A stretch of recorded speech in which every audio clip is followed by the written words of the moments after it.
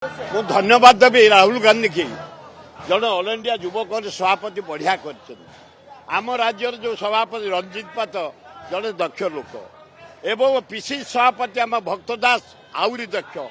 ତାଙ୍କରି ନେତୃତ୍ୱରେ ସାରା ଓଡ଼ିଶାରୁ ଆଜି ଯୁବକମାନେ ଏକାଠି ହେଇଛୁ, ଯୁବତୀମାନେ ଏକାଠି ହେଇଛୁ।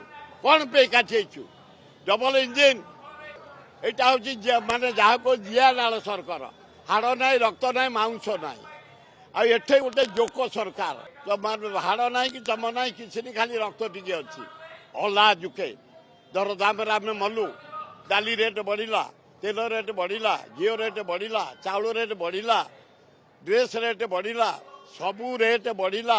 ଗ୍ୟାସ୍ ମିଳୁନି, ଚାରିଆଡ଼େ ଯୁଦ୍ଧ। ଏ କଂଗ୍ରେସ ବଢ଼ିଆ ଭାବେ ଆସିବ, ଚମତ୍କାର ଆସିବ। ଏଇ ଦେଖୁନ ଗଜା ଟୋକାଠୁ ଅଧା ବୁଢ଼ାଠୁ ଏକଦମ ଗଜା ଦେଖୁଛୁ, ଟୋକା ପୁରା ରେଡି ହେଇକି ଆମେ ଅଛୁ।